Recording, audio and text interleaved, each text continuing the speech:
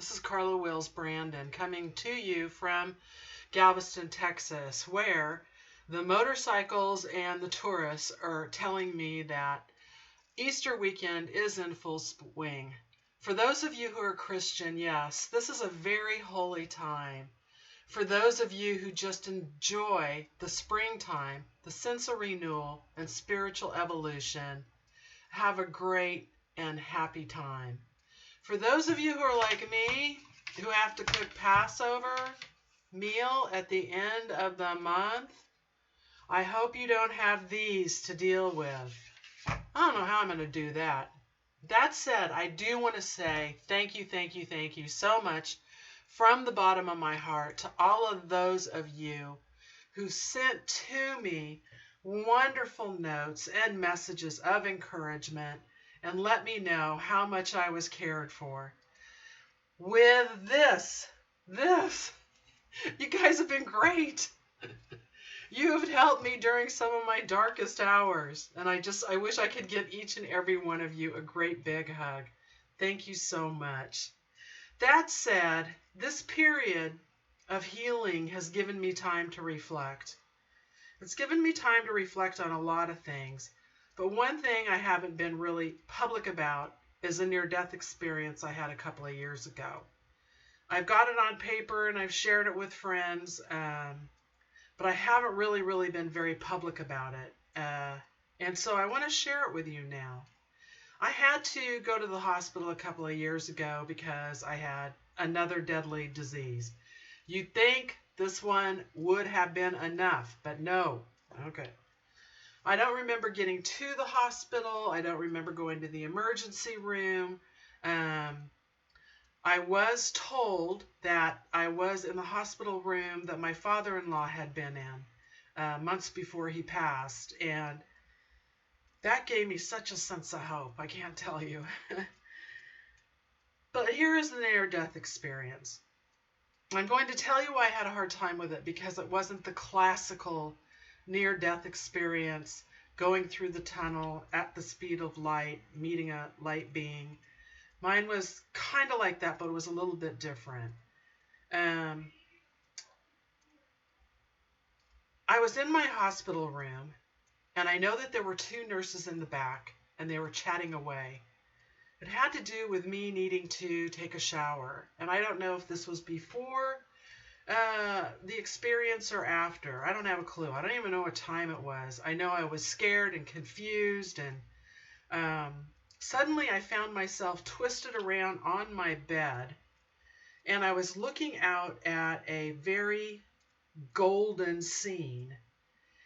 It was golden light, and in this golden light I saw a desk, and behind the desk was a woman who looked to be in her she was from the 60s, and she had blonde hair, and she was lovely, and she was covered in gold, and I'm pretty sure I know who that was.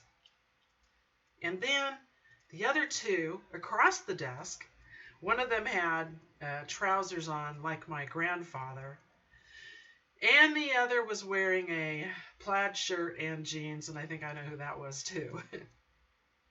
But at the time, I was so focused in on them, I wasn't real sure about who they were. To the right of them was a patch of much golder light. It was incredibly gold. And I kept trying to figure out if that was a doorway or something, because rays were coming through it. Bright, brilliant, golden rays were coming through. And so I stayed focused on that for how long, I don't know. I have no idea. But suddenly I was looking at a hallway in front of me out my hospital room. And it was gold, but it wasn't as gold as the other scene. And there were people who were trying to get into this room across from me. And there were windows that ran along the hallway, and the windows were covered with golden curtains. And so I kept watching these people who were kind of fading in and out get into that room. And somehow I knew I couldn't go in that room. And they were enjoying each other and laughing, and I could see their silhouettes. And like I said, I don't know how long I focused in on that, but I was very calm throughout this. I was calm when I witnessed the golden scene, and I was calm when I watched the silhouettes of the people. But the most amazing was the voice. Suddenly I heard a voice, and it was I knew it was a very holy, holy voice. And I remember thinking to myself that this was a holy voice, and that this was an ancient voice. Now, there was no body attached to the voice, but I knew that the voice was somehow there for me. And even though I couldn't understand the words, I knew it was telling me something.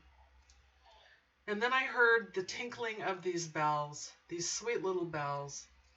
But, of course, I couldn't figure much of it out. I just knew that it was good, and I knew that it made me feel so calm and so peaceful.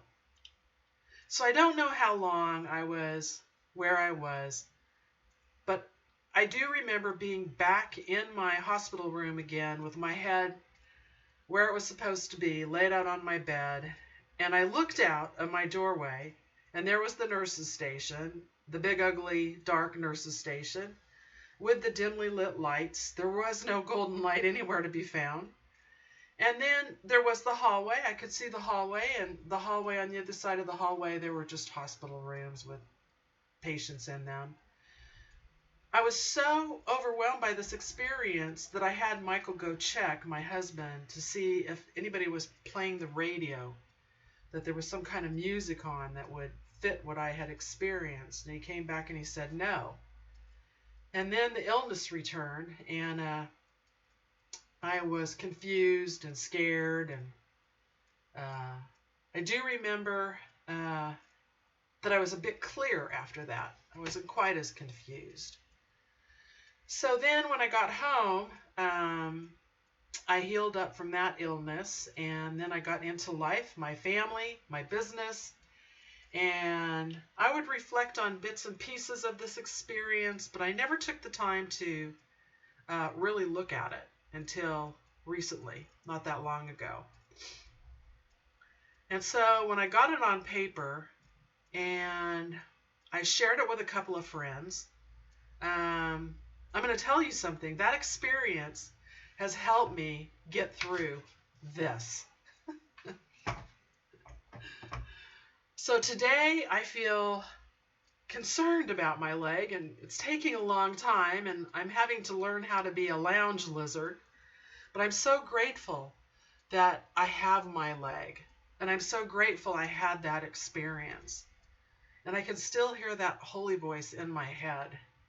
And that scene is still as clear as day. I don't remember much of what else happened in the hospital, but I do remember that. So for me, it was a type of personal resurrection. I've had a few changes in my life that have been for the better since then. And even my husband has noticed.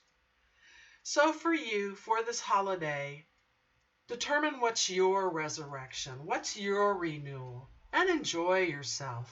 Please, please do. And I'll be thinking about what I'm going to be cooking for Passover.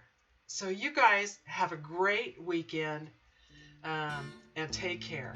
Many blessings.